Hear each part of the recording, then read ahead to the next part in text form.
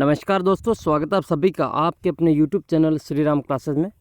और दोस्तों, अगर आप रीट, सीटेट, यूपी टेट, एसपी टेट या किसी भी टेट एग्ज़ाम की तैयारी कर रहे हैं, शिक्षक भर्ती परीक्षा की, तो ये वीडियो आपके लिए काफ़ी इंपॉर्टेंट है, क्योंकि इस वीडियो में हम चर्चा करेंगे हिंदी की शिक्षण विधियों के महत्वपूर्ण प्रश्नों की, जो कि सीटेट एग्ज़ाम 2011 से लगाकर 2020 तक पूछे गए प्रश्न हैं। हिंदी की शिक्षण विधियों के महत्वपूर्ण प्रश्न हैं और ये अपना वीडियो नंबर 2 है, इसका दूसरा भाग है। इससे पहले हमने एक वीडियो अपलोड कर रखा है, तो उसमें हमने सीटेट एग्ज़ाम 2011, 2012 लेवल फर्स्ट और सेकंड दोनों के हिंदी के प्रश्न पूछे गए थे, उनकी उस वीडियो में हमने चर्चा की थी।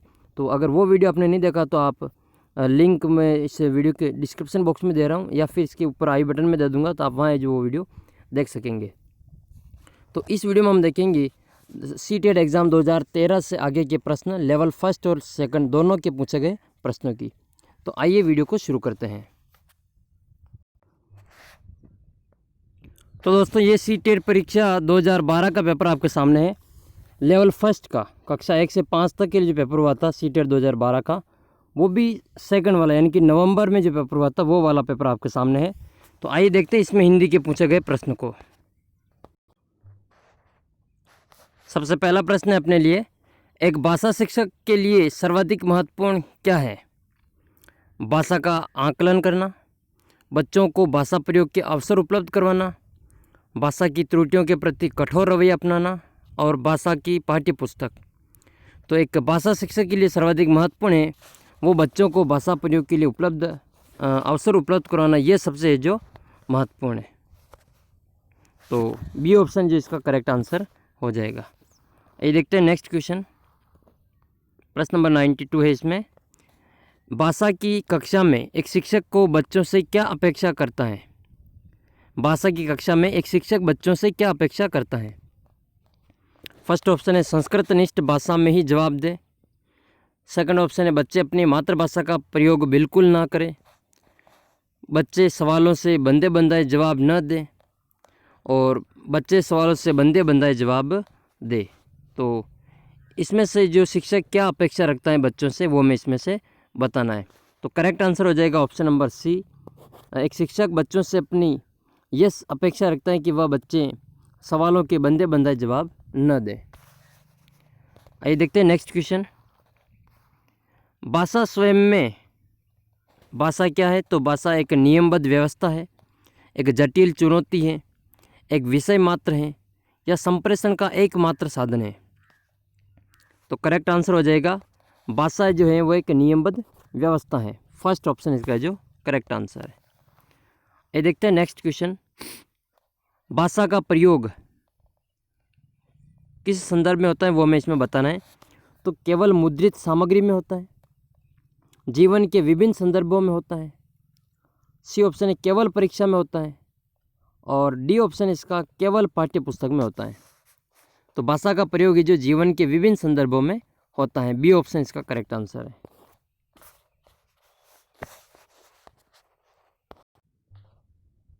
नेक्स्ट क्वेश्चन है, बच्चे अपने परिवेश में स्वयं भाषा अर्जित करते हैं, इसका एक निहितार्थ यह है कि बच्चों को केवल लक्ष्य भाषा का ही परिवेश उपलब्ध कराया जाए, बच्चों को अत्यंत सरल भाषा का परिवेश उपलब्ध कराया जाए, बच्चों को बिल्कुल भी भाषा न पढ़ाई जाए, बच्चों को समृद्ध भाषिक परिवेश उपलब्ध कराया जाए। तो बच्चे अपने परिवेश में स्वयं भाषा अर्जित करते हैं, इसका अर्थ ये है कि बच्चों को समृद्ध भाषिक परिवेश उपलब्ध उनको करवाया जाए। डी ऑप्शन है जो इसका करेक्ट आंसर है। आइए बढ़ते हैं नेक्स्ट क्वेश्चन की ओर। 96 नंबर क्वेश्चन है इसमें, भाषा सीखने सिखाने का उद्देश्य है दूसरों की बात समझना सीखना, अपनी बात की पुष्टि के लिए तर्क देना, विभिन्न स्थितियों में भाषा को प्रभावी प्रयोग करना और अपनी बात कहना सीखना। तो भाषा सीखने और सिखाने का उद्देश्य यह है कि विभिन्न स्थितियों में भाषा का प्रभावी प्रयोग बच्चा कर सके, इसके लिए उसको भाषा सिखाई जाती है। आइए देखते हैं नेक्स्ट क्वेश्चन, भाषा अर्जन में महत्वपूर्ण है भाषा का शिक्षक, भाषा के विभिन्न रूपों का प्रयोग, भाषा का व्याकरण और पाठ्यपुस्तक। तो भाषा अर्जन में क्या महत्वपूर्ण है? तो भाषा अर्जन में जो सबसे महत्वपूर्ण है वो है भाषा के विभिन्न रूपों का प्रयोग, अलग अलग रूपों का प्रयोग करना भाषा अर्जन में सबसे महत्वपूर्ण होता है। आइए देखते हैं नेक्स्ट क्वेश्चन। नेक्स्ट क्वेश्चन है, बच्चों की भाषा संबंधी क्रमिक प्रगति का लेखा जोखा करना रिक्त स्थान से संभव है। यानी कि बच्चों की जो भाषा संबंधी क्रमिक प्रगति है उसका लेखा जोखा किसकी सहायता से संभव है? मौखिक परीक्षा से, पोर्टफोलियो से, उत्तर पुस्तिकाओं से, लिखित परीक्षा से। तो भाषा संबंधी क्रमिक प्रगति का जो लेखा जोखा है वो पोर्टफोलियो से ही संभव है। बी ऑप्शन जो इसका करेक्ट आंसर है। नेक्स्ट क्वेश्चन है, भाषा की पाठ्य पुस्तकें फर्स्ट ऑप्शन है साध्य है, भाषा सीखने का एकमात्र संसाधन है, अभ्यासपरक ही होनी चाहिए और साधन है। तो भाषा की जो पाठ्य पुस्तकें होती हैं वो भाषा सीखने का एक साधन होती हैं। तो डी ऑप्शन इसका करेक्ट आंसर है।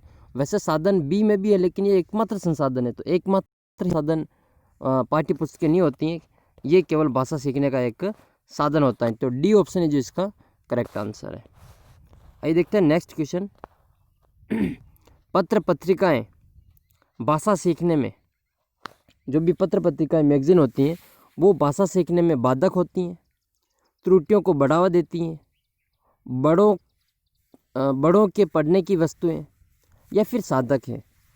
तो पत्र पत्रिकाएं जो होती हैं वो भाषा सीखने की एक साधक होती हैं, वो एक प्रकार से सीखने का जो माध्यम होता है। तो डी ऑप्शन है जो इसका भी है जो करेक्ट आंसर है।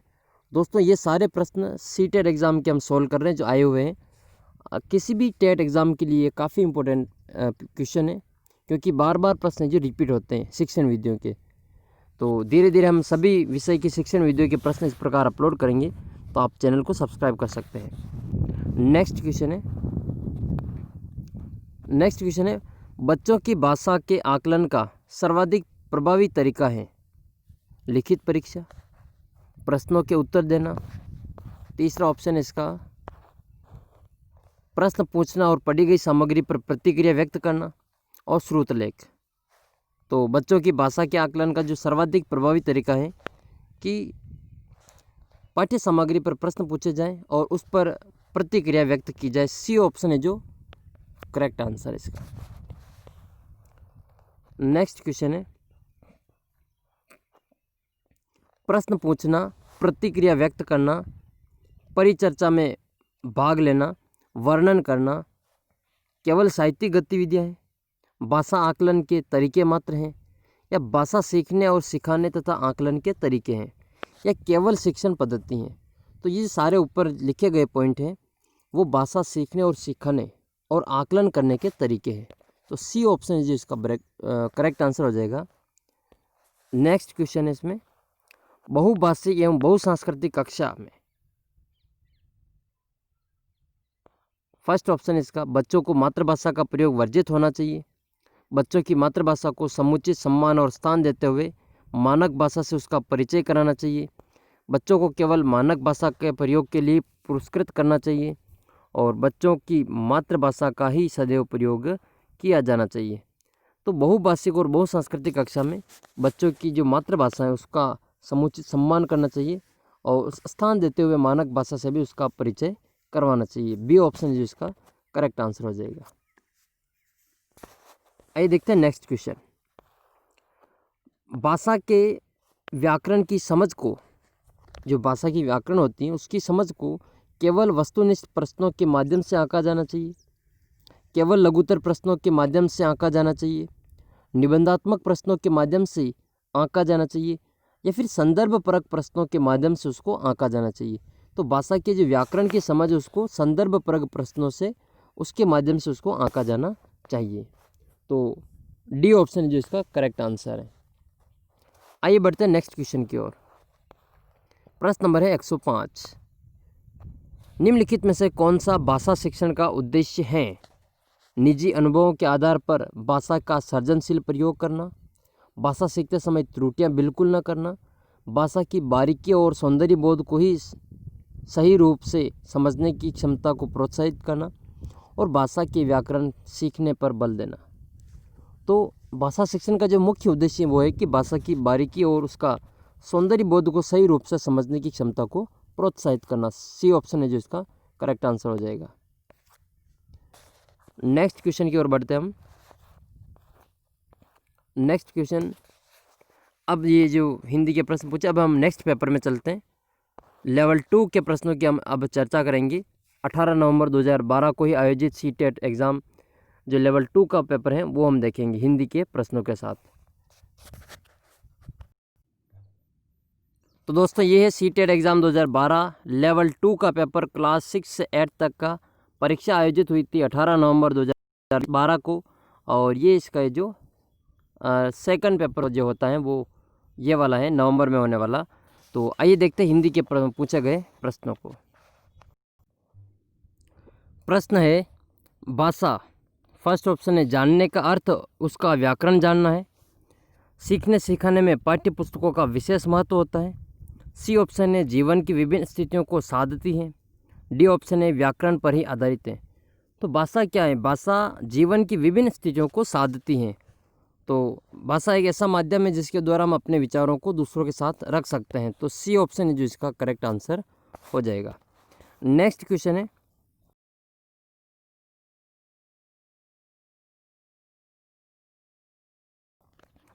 शिक्षण सामग्री का उपयोग हो रहा है। बच्चों की भाषा पर समाचार पत्र पत्रिकाओं का प्रभाव पड़े। बच्चों को मुख्य शीर्षक याद हैं और बच्चे प्रमाणिक लेख समाचार पत्र आदि पर अपनी प्रतिक्रिया देने की क्षमता रखते हैं। तो करेक्ट आंसर हो जाएगा ऑप्शन नंबर डी इसका सही है कि बच्चे हैं जो अपनी प्रमाणिक लेख समाचार पत्र आदि पर अपनी जो प्रतिक्रिया रखने की क्षमता रखते हैं अगर भाषा की कक्षा में समाचार पत्र पत्रिकाओं का उपयोग होता है। तो नेक्स्ट क्वेश्चन की ओर बढ़ते हैं। सुलेखा जब तक बच्चों के साथ बातचीत करती हैं, सुलेखा जब तब ये जो बच्चों के साथ बातचीत करती रहती हैं तो वह बच्चों को वाचाल बनाना चाहती हैं, सदैव बच्चों की परीक्षा ले रही हैं, बच्चों का समय नष्ट कर रही हैं और बच्चों को भाषा अर्जित करने के लिए परिवेश दे रही हैं। तो करेक्ट आंसर हो जाएगा ऑप्शन नंबर डी इसका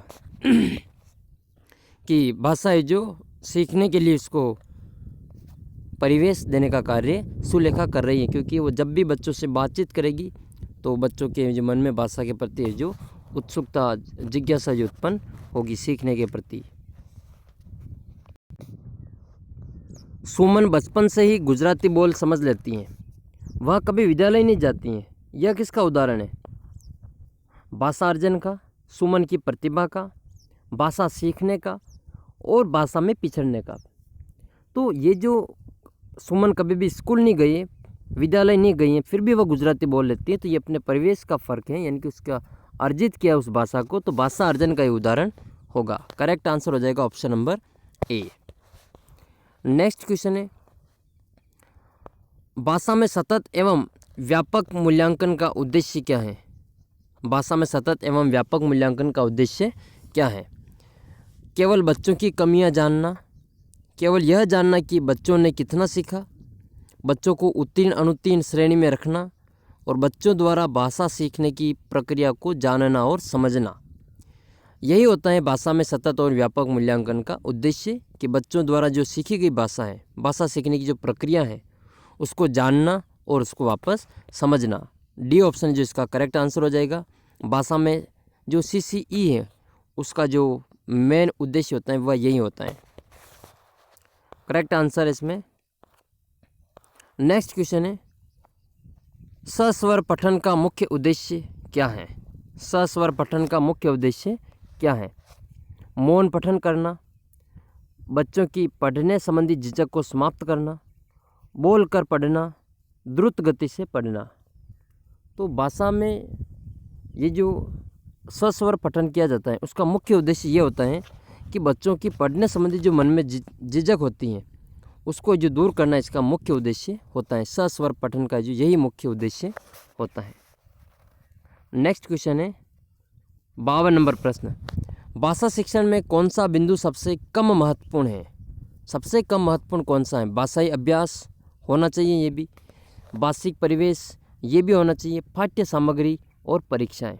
तो भाषा शिक्षण में जो सबसे कम महत्वपूर्ण बिंदु हैं, वो सबसे जो कमज़ोर पक्ष जो होता है भाषा शिक्षण का, वो इसमें सबसे कम जो हो जाएगा पाठ्य पुस्तक, पाठ्य सामग्री। बाकी जो तीनों जो काफ़ी इम्पोर्टेंट है। नेक्स्ट क्वेश्चन है, सतत मूल्यांकन का एक निहितार्थ है। सतत मूल्यांकन क्या निहितार्थ है? तो बच्चों के भाषा प्रयोग का निरंतर अवलोकन करना। सतत मूल्यांकन में निरंतर अवलोकन करना, बच्चों की परीक्षा संबंधी भय को समाप्त करना, प्रतिदिन परीक्षाएं लेना और हर महीने परीक्षाएं लेना। तो ऑप्शन सी और डी तो वैसे ही कट गया, ऑप्शन बी और ए में से कोई इसका उत्तर होगा।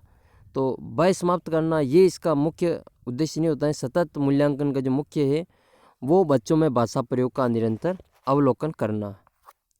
ए ऑप्शन है जो इसका करेक्ट आंसर है। नेक्स्ट क्वेश्चन की ओर बढ़ते हैं। भाषा के आधारभूत कौशल क्रमबद्ध रूप से चलते हैं, हमेशा अर्जित किए जाते हैं, सर्वथा पृथक होते हैं और अंतः संबंधित होते हैं। तो भाषा के जो आधारभूत कौशल है वो हमेशा अर्जित किए जाते हैं। जो भाषा के 4 आधारभूत कौशल हैं, सुनना, बोलना, पढ़ना और लिखना, ये चारों के चारों कौशल है जो अर्जित किए जाते हैं। तो करेक्ट आंसर हो जाएगा ऑप्शन नंबर बी। भाषा के जो आधारभूत कौशल है वो हमेशा अर्जित किए जाते हैं। नेक्स्ट क्वेश्चन है प्रश्न नंबर 55।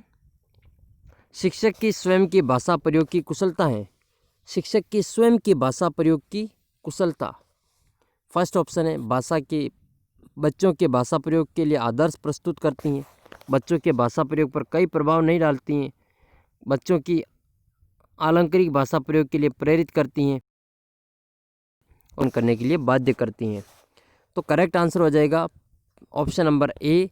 शिक्षक की जो स्वयं की भाषा प्रयोग की कुशलता है वह बच्चों के भाषा प्रयोग के लिए आदर्श रूप में प्रस्तुत करती हैं। तो ए ऑप्शन जो इसका करेक्ट आंसर हो जाएगा।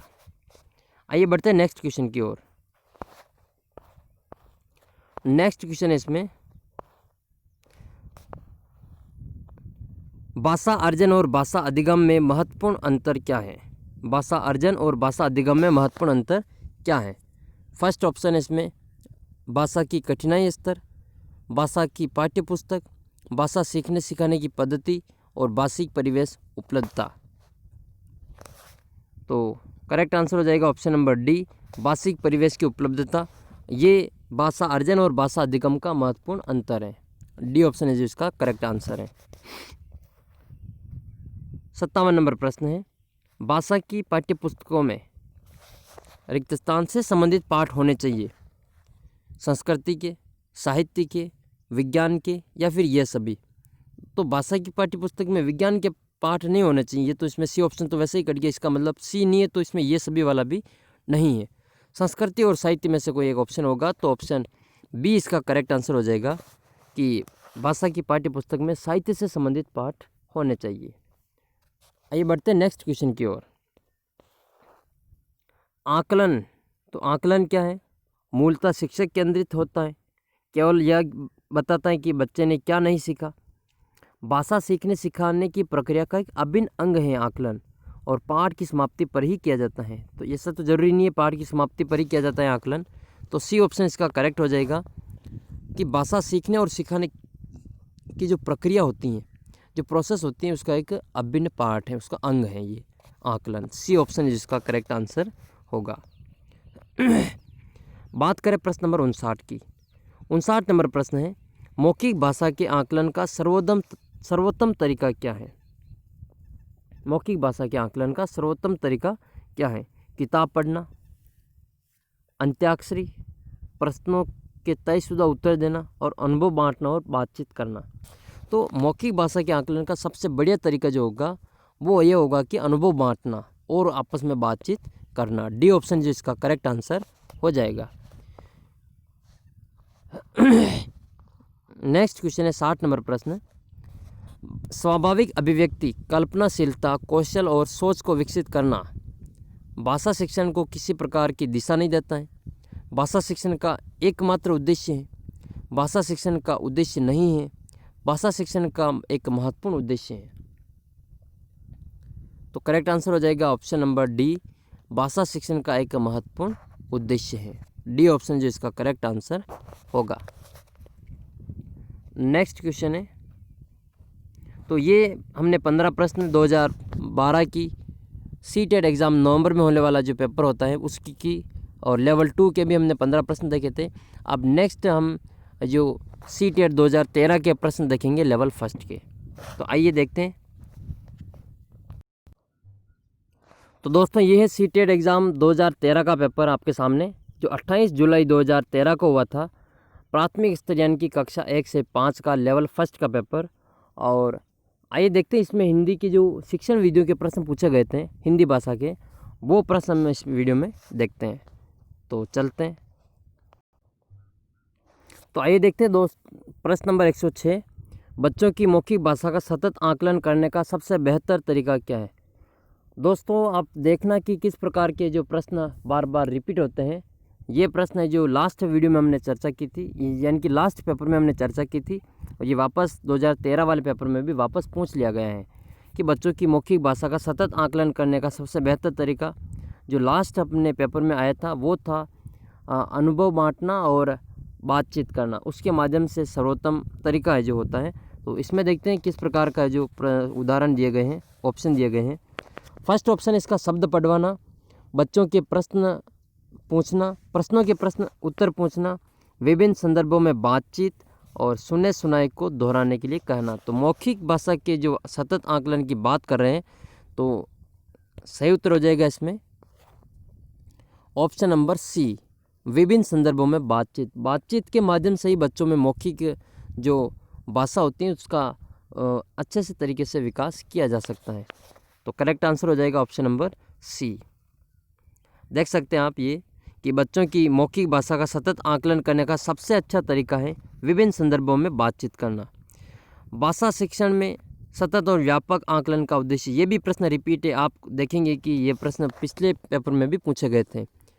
ऑप्शन चेंज हो सकते हैं थोड़े बहुत, लेकिन प्रश्न वो के वो है सारे। आइए देखते हैं भाषा में सतत और व्यापक आकलन का उद्देश्य क्या है। फर्स्ट ऑप्शन है इसमें वर्तनी की अशुद्धि के बिना लिखने की क्षमता का आकलन करना, भाषा के व्याकरण का आकलन करना, भाषा के मौखिक और लिखित रूप में बच्चों के प्रयोग की क्षमता का जो आकलन करना, और पढ़कर समझने की क्षमता का आकलन करना। तो सतत और व्यापक आकलन का जो उद्देश्य होता है वो भाषा के मौखिक और लिखित रूप में जो विभिन्न प्रयोग करते हैं हम उसकी क्षमता का आकलन करना। सी ऑप्शन इसका करेक्ट आंसर हो जाएगा। नेक्स्ट क्वेश्चन की ओर बढ़ते हैं अब। भाषा कक्षा में विभिन्न दृश्य श्रव्य साधनों का उपयोग का उद्देश्य नहीं है, ये भी रिपीट क्वेश्चन है। आधुनिक तकनीक को कक्षा में लाना, ये तो उद्देश्य है। सभी प्रकार के बच्चों की आवश्यकताओं को ध्यान में रखना, सीखने सिखाने की प्रक्रिया को रुचिकर बनाना, ये भी करेक्ट आंसर है। और डी ऑप्शन है विद्यालय के प्रमुख निर्देशों का पालन करना। तो ऐसा कुछ नहीं है, श्रव्य दृश्य सामग्री का प्रयोग विद्यालय के निर्देशों का पालन करने के लिए नहीं किया जाता है, वो तो बच्चों की जो रुचिकर बनाने के लिए और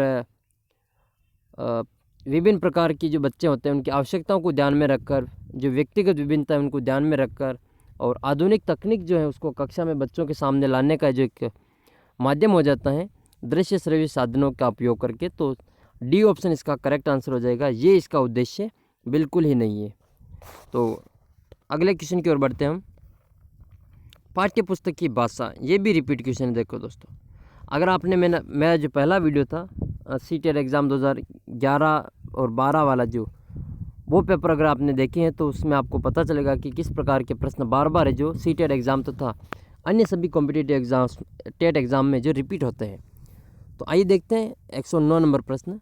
पाठ्य पुस्तक की भाषा बच्चों की घर व समुदाय की भाषा से मिलती जुलती होनी चाहिए, तत्समय प्रदान होनी चाहिए, तद्भव प्रदान होनी चाहिए, अधिकाधिक कठिन शब्दों से युक्त होनी चाहिए। देखते ही पता चल रहा है कि जो बी, सी और डी तीनों ऑप्शन तो वैसे ही कट गए। तो ए ऑप्शन इसका करेक्ट आंसर हो जाएगा कि बच्चों की जो पाठ्य पुस्तक हैं वो उसकी जो भाषा है वो बच्चों की घर की और समुदाय की भाषा से मिलती जुलती होनी चाहिए। नेक्स्ट क्वेश्चन की ओर बढ़ते हैं। प्राथमिक स्तर पर भाषा सिखाने का क्या तात्पर्य है।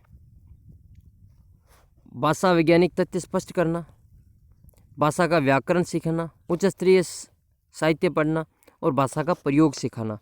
तो प्राथमिक स्तर पर भाषा सिखाने का तात्पर्य ये है कि भाषा का प्रयोग हम उसको सिखा रहे हैं। डी ऑप्शन इसका करेक्ट आंसर हो जाएगा। दोस्तों मैंने एक वीडियो पहले अपलोड कर रखा है, अगर आपने उसका पहला भाग नहीं देखा तो ज़रूर देखें, क्योंकि सारे प्रश्न जो बार बार रिपीट होते हैं और हमें जो सारे पेपर देखना ज़रूरी है। तो अगर आप रीट, सी टेट, यूपी टेट, एमपी टेट, किसी भी टेट एग्ज़ाम्स की तैयारी कर रहे हैं तो आप वो वीडियो भी ज़रूर देखें। और इसकी PDF आपको हमारे टेलीग्राम चैनल पर मिलेगी, जो Shri Ram classes YouTube channel के नाम से है। आप वहाँ से जो इसकी PDF प्राप्त कर सकेंगे। प्रश्न नंबर 111 है, घर की भाषा और विद्यालय में पढ़ाई जाने वाली भाषा क्या होना चाहिए? उसमें सदैव टकराहट से गुजरती है, सदैव समान होती है, समान हो सकती हैं, सदैव अलग अलग होती हैं। तो इसका जो सी ऑप्शन है वो बिल्कुल करेक्ट है कि घर की भाषा और विद्यालय में पढ़ाई जाने वाली भाषा समान हो सकती हैं, ज़रूरी नहीं कि हो, और ये सभी नहीं सदैव समान होती हैं। तो हो सकते वाला ऑप्शन इसका करेक्ट आंसर हो जाएगा। सी ऑप्शन जो इसका सही हो जाएगा। नेक्स्ट क्वेश्चन है, प्राथमिक स्तर पर हिंदी भाषा शिक्षण के लिए सबसे अधिक महत्वपूर्ण है भाषा प्रयोग के अवसर, पाठ्यपुस्तक, उच्च स्तरीय तकनीकी यंत्र, व्याकरणिक नियमों का स्मरण।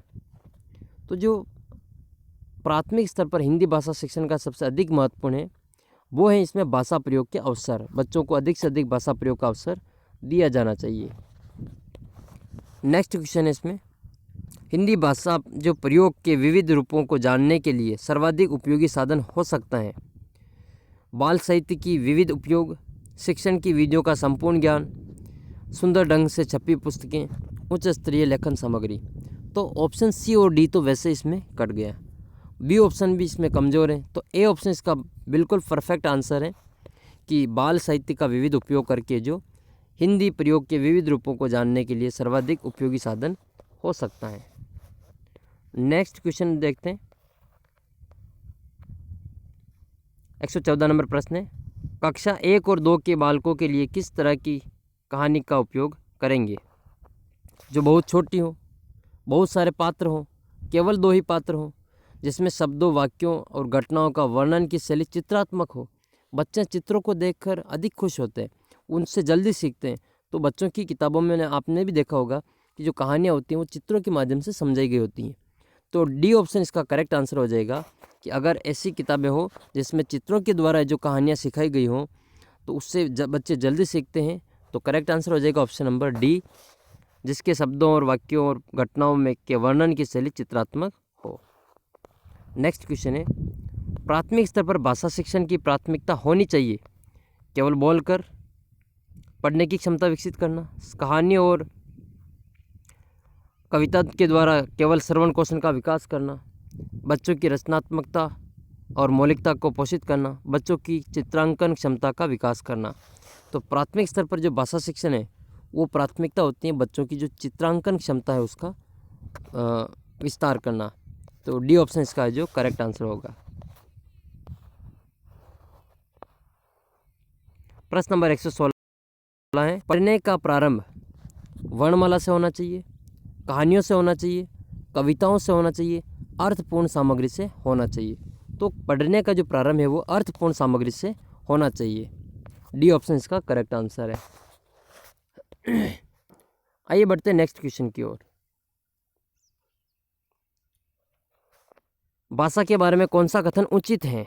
भाषा अनिवार्यतः लिखित होती है, एक नियमबद्ध व्यवस्था होती है। दोस्तों ये प्रश्न भी रिपीट है, पिछले दोनों पेपर में आ चुका है, ये तीसरी बार रिपीट हुआ है। अभी तक तो हमने केवल 2012 तक के पेपर देखे हैं। अब तो अपने सामने जो 2013, 14, 15, 16, 17, 18, 19, 20 अब तक हमें 8 सालों के और पेपर देखने बाकी हैं। तो उनमें कितनी बार ये प्रश्न रिपीट होंगे आप अंदाज़ लगा सकते हैं।